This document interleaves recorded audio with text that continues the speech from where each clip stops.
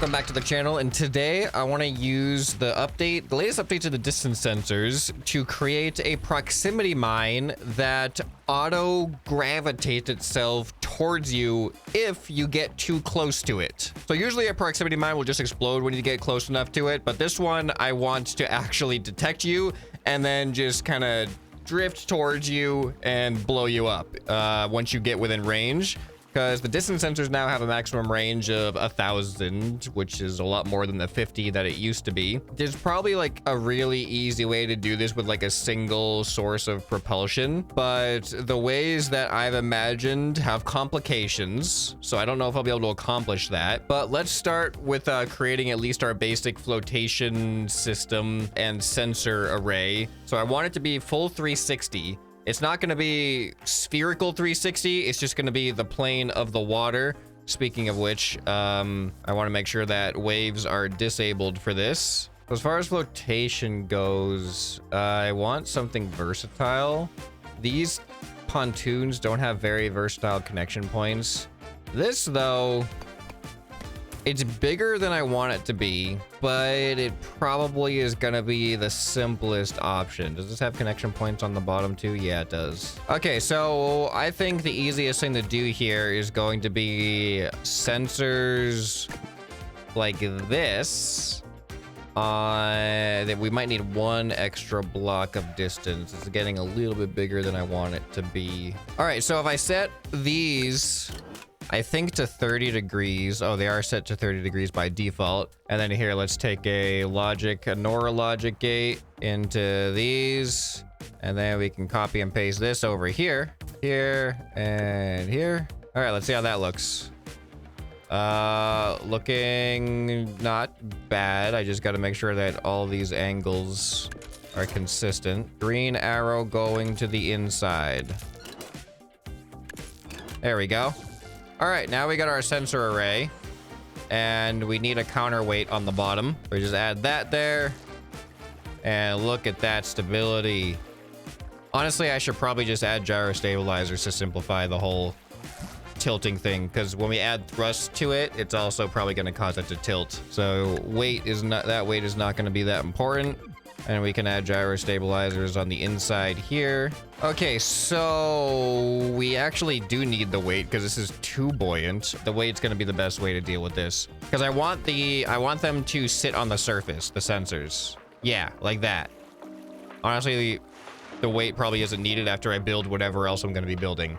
Okay, so ideally, I could use logic to program this thing to have a single source of propulsion that once the distance sensor detects you, the propulsion will rotate to face that direction and go in that direction as well. And for some reason, I feel like that should be easy, but whenever I try to think through how that would work, it becomes complicated, especially when you consider that rotating the propulsion is going to cause a counter torque that'll also rotate the sensors a little bit, which will then cause a different sensor to detect, which will then cause the rotation to change. So I feel like we could get into a weird feedback loop if we do that, but let's just try it for now. So I think the best mechanical thing for that is going to be the rotating servo.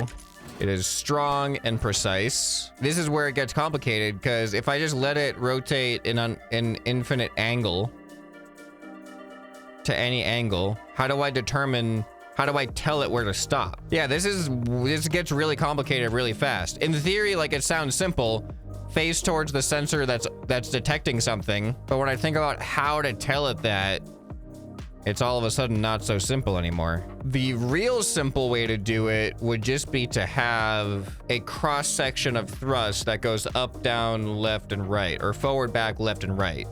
And then the sensors essentially decide which one of those thrusters triggers. And if it's like a corner, then theoretically, if you get two thrusters to trigger simultaneously, you should go diagonally. That would be, I think, logically the easiest. When I say logically, I mean like through logic. I think that would be the simplest one.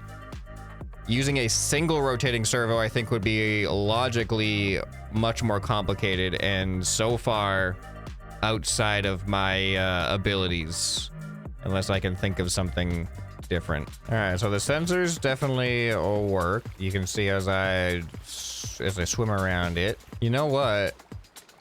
Maybe I can simplify this. Maybe I can give it a forward direction, and then the sensors rotate the whole contraption. We're gonna get into another feedback loop with this system. But the idea is that the whole contraption rotates until the forward sensor detects the object, and then it goes forward. Wait, I may have just thought of something. It's going to need a duplicate sensor array. It's complicated, but I feel like it's doable. All right, we duplicate this and move it down.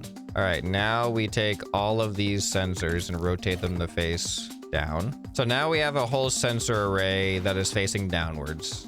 And these ones, these only need to detect a very short distance. This makes things inconvenient having duplicate sensors like this, because now I can't change the distance of these quickly by selecting all, because they're gonna have two separate things. Two separate sets of sensors that have two separate settings. All right, so now we've got a sensor array down here, and this has to actually be strength 0. This is just gonna be a bearing.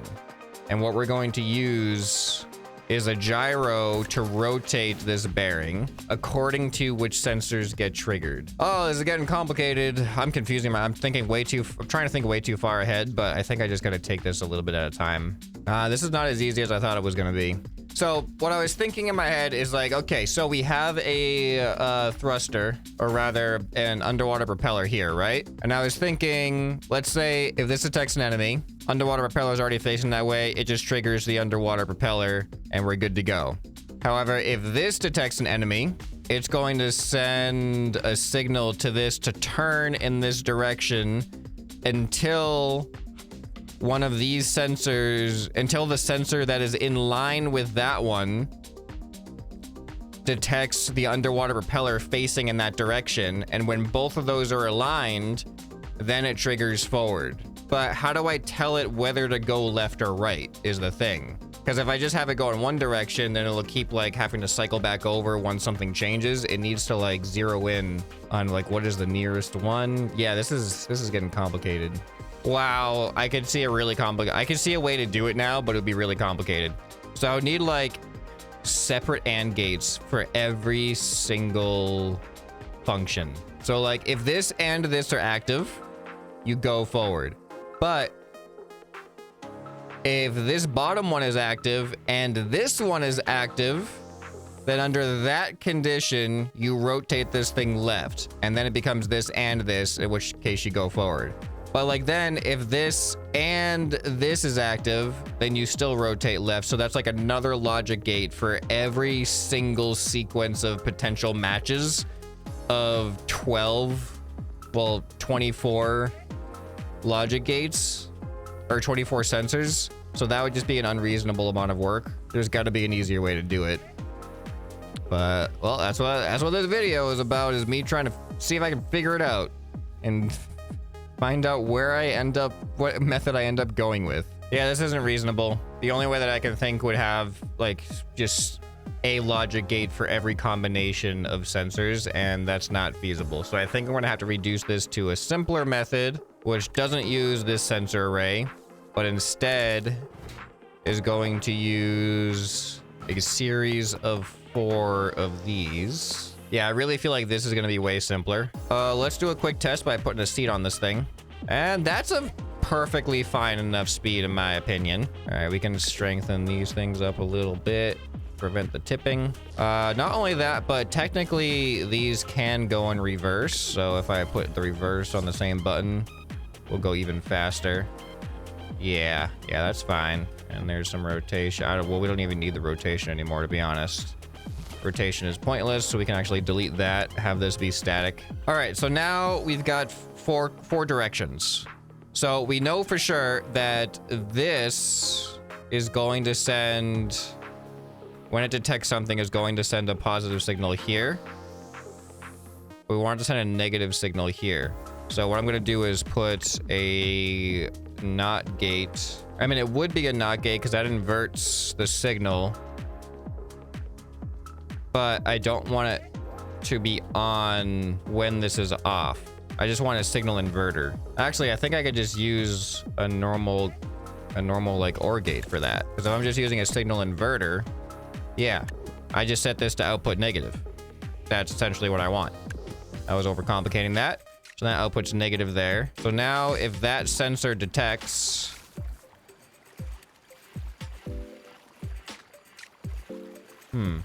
why isn't it working? But it should be sending a positive signal down to here. Maybe I need the seat not on there. And this should be sending a negative signal. Oh, why is that not sending a negative signal? I thought I set that up to send a negative signal there. All right, let's see. There we go. That's what I'm looking for. All right, get off of me. Get off of me, it's working. Okay, so that is the easy way. So now I need to do this whole inverting gates hookup for every single one of these sensors. The corner sensors, I'm not as sure. Yeah, I got an idea. All right, so we got positive, negative output to the opposite. We got positive, sensor goes to there. Yeah. This sends negative to the opposite. Sensor goes into there and positive to there. Negative signal goes to the opposite thruster. All right, I think we're all hooked up for at least the cardinal directions. So that should come towards me. Good. Should come towards me over here. Good. Should come towards me over here. Good. Too fast. And over here. All right, cool. We have a super basic version that is thwarted by diagonal approaches. So now let's try to fix the diagonal approach issue. Now, I went with a little bit more resolution than 8. I went with 12 sensors, so that complicates my job here a little bit. So now I gotta figure out how this is gonna work. I think we can simplify things a little bit. We don't need the negative for this one. The negative is just to get a little bit of extra speed from the second underwater propeller. But on the diagonals, we're going to be using 2 of them at the same time. So they are going to have a little bit more. It just may be slightly slower. But for the sake of simplifying things, I'm just going to I'm not going to have the OR logic gate invert a signal to the rear thrusters.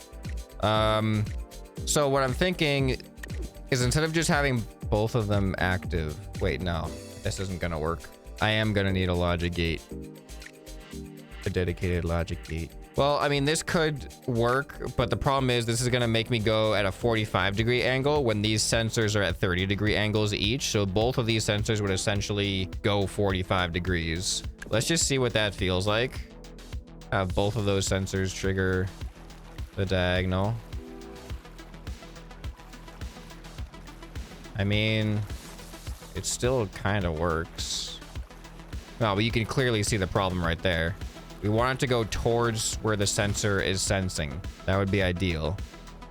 So what I'm trying to do, stop it. What I want to do is I want the output into these separate propellers to have separate values. I want 100% output to this propeller, but less than 100% output to this propeller, which will then average out the total force going more like 30 degrees instead of 45 degrees. If they were both 100%, they would just equal out to 45 degrees. But if I lessen this one, it should make the force go more towards the sensor, and I want it to go more in line with that sensor. But I can't do it from this single sensor because this single sensor can only have one output. Unless I give it its own OR gate. So we're doing the whole giving it its own OR gate thing, but this is serving a different function now. Instead of sending a negative signal to the opposing propeller, this is instead going to send a, I don't know, 75%. I don't even think that's percentage. Just 0.75 out to that, and we'll just have to see if that feels like it's lined up with this sensor or not. All right. Here I go. I just gotta line my character up with it. Okay. So there's still too much going. It's going. Stop it. It's hard for me to get into build mode. So that's going into this, which is going into this. There's too much going into that. Let's go 0.5. See how 0.5 feels. And oh.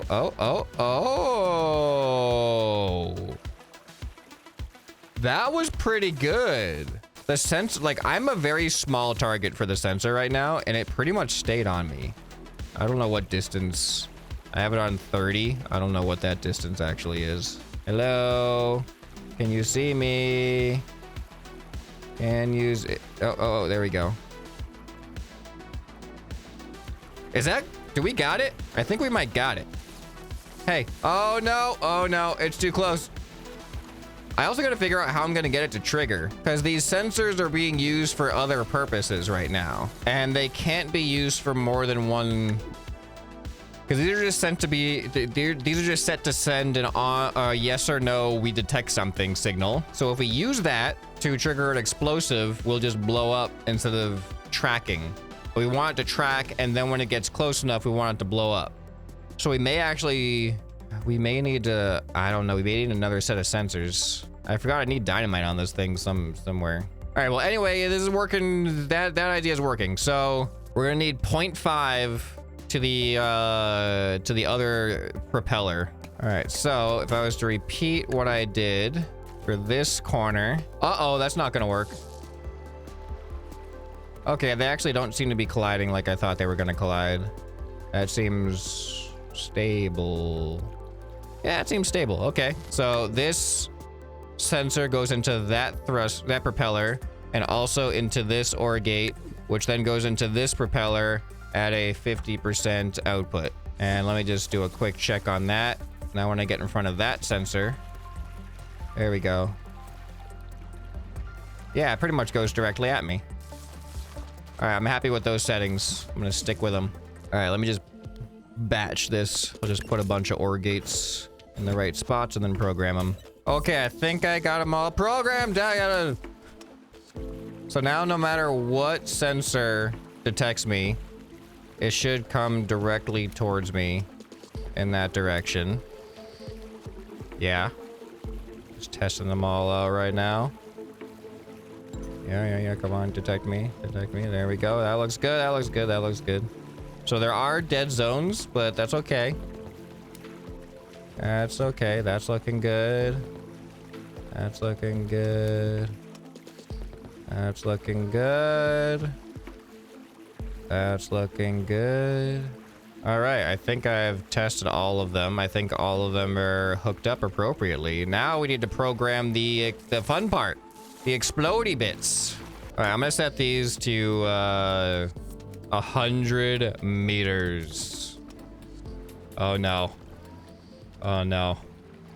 Oh no. So fun fact, on the PvP update, they recently announced that they are going to be adding a toggle to the sensors, to the distance sensors, where they will only detect creations instead of terrain. So that would be super useful for exactly what I'm doing right now, but we can just get far enough from the terrain to not have to worry about that. All right, so if we want this thing to explode on contact, I can't think of a simpler way than just duplicating all the sensors. So duplicate them all, and then these ones I will just set to distance 1. So now we need an OR gate. This will be the master OR gate. So if any of these top sensors detect anything, they will send a signal to this OR gate, and that OR gate will then trigger the explosives. And I am inclined to put an explosive behind each of these sensors. All right, there we go. Oh, we're getting heavy. We might be getting too heavy. Yeah, the way to go is to move everything up by 1, so that way there's more buoyancy down low. Yeah, that works. This detects me. Yeah, it doesn't. Oh, I'm actually. Wait, are these on 1? 1 is actually pretty. There's a little bit of distance. Yeah, I might want it to be like less than 1. 0.5. Yeah, let's go 0.5. All right, so now this ore gate receives from all those sensors and then goes out to every single dynamite. All right, let me paint this thing up real quick. Feel like it should be black, except we're gonna keep the dynamite red. Okay, I think it's ready. I am just gonna, oh, I should save it first. Gotta do this without blowing it up. I can't let it detect me. This is kind of cool. I like the way it looks, the spherical or the circular nature of it. All right, then we go far away. I think I set it to 100 meters. I think I set it to 100 meters. So now I just need to find a boat. I got this boat from the How to Train Your Dragon video. Oh boy, 700 complexity. All right. Let's see how close can we get to this thing before it starts chasing us. Oh, it's going. It's going. Oh, we're in its dead zone right now. Oh, there we go. There we go. As it gets closer, the dead zones get smaller. Oh, here it comes. Yes. That was epic. I kind of wish it... Oh. What? I was gonna say I kind of wish it did less damage to the boat, but it did do less damage to the boat than I thought. It just sent it flying. All right, repair.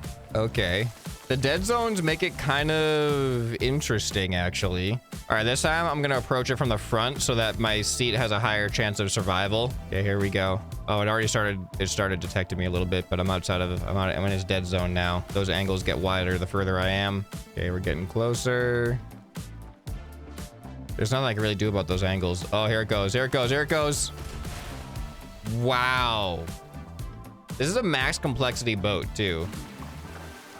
There's not much I could do about... I want, like, a bigger boat. I must have a bigger boat somewhere. Well, this isn't necessarily a bigger boat, but it's another boat. We can try this one. So if I just spawn it in right here, it should detect the boat. Is it gonna detect it? Ah, no, no, no.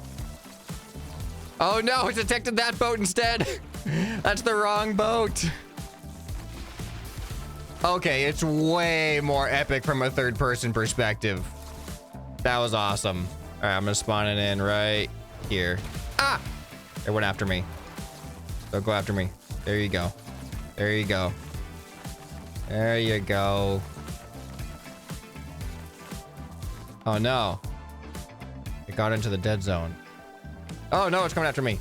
Wait, I can move it. I can have it come over here. And then it'll detect it. Yeah. Right here. There you go. There you go. Okay, it completely destroys that boat. Oh, I got an idea. I have a possible improvement to make. It shouldn't take too much logic, but if no sensors are active, it rotates. That way, if you get within the dead zone, it's going to then rotate until you're out of the dead zone. That might be an improvement. I am looking forward to seeing if this works. So I actually have the gyro still there from when I was gonna make it turn. So that's good.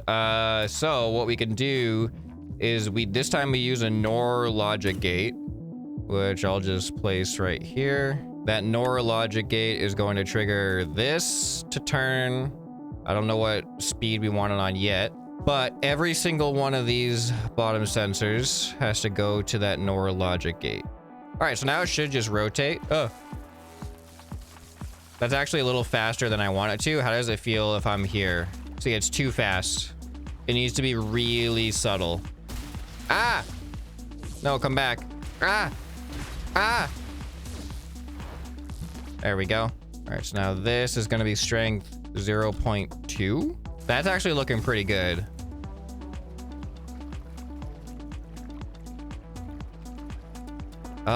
I'm too small of a target. You know what is kind of unfortunate is that the sensors have like a laser thin detection beam. It would be nice if you have like a width like that actually takes up the width of the sensor, or you can set the width of it, because this is obviously, like for a target like me, it's not working very well. And obviously the farther the target, the farther away the target is, the worse this is gonna get. There we go. I can't. There we go. I'll set it even lower. Let's set it to 0.1. And I think it'll be more applicable on an object that has actual width. Is that rotating? It is rotating. All right, so now, oh, let me save it first. Oh, does it detect somebody? It detects somebody. It detects that thing. Okay. Well, let's watch this happen. All right, there we go. It's destroyed. All right, now, no, get away from me. All right, now I'm gonna spawn in. I'm gonna try to spawn in a larger object, like one of my ships, and actually have it be within the, get within its cone. We'll go with this ship. All right, so now it's coming after me, so let's get out of its thing. All right, here we go. All right, so we're gonna stay here now. All right, so now you can see it started. Oh boy, we're gonna go get out of its detection range. Oh, it found somebody else, but now it found me. Yeah, see, that's actually, it's totally working. Now if I try to go away, oh, now it found me again because it's rotating slightly. Now this works. This is totally viable with larger objects. I like how it'll totally chase me now. Look at this. This is great. It's chasing me. All right, I'm gonna go really far away. Oh, it found me again. All right, I'm in its cone of its blindness cone, but it's rotating, and now it found me again. Oh, it found me again. Oh, it's kind of, all right, it's rotating again. Found me again. Here it comes. I'm not gonna run away this time. Actually, yes, I am. I'm gonna have it go after that. It should detect that. Now there's another object closer. It should go for the closest object. There it goes. That was in its blindness cone, but the rotation, it solved that problem. Just like that, it is gone. All right, one more time. It probably should be coming after me already. Let's take a look. Yep, there it goes. All right, we're gonna play a little bit of chase here. Ooh, this is so cool. Yeah, so this is now one of the things that if you're not paying attention, it's really easy to avoid. But if it was camouflaged, maybe, or if you weren't paying attention, there's no safe place to hide except far away. Here it goes. It's perfect. It works exactly as intended. The biggest weakness is the blindness cones, but I don't really think there's a way to deal with that other than just creating a larger array of overlapping sensors, which you're still gonna have blindness cones. They're just gonna be smaller. So it's just how much resolution do you want to put into it, and it's gonna increase the complexity of the logic hookups more and more and more. But I think what we got here with the 12, I think 12 is a good amount. I'm happy with 12. So let me know what you guys thought of this experiment. If you guys want to see more like it, and you have any ideas like this that you'd like to see me try out, let me know down in the comments below. If you guys enjoyed this video, you'll probably enjoy some more you can find right here on the end screen. Hope this video has earned your subscription. Anyway, this has been ScrapMan, and I'll see you next time. Bye.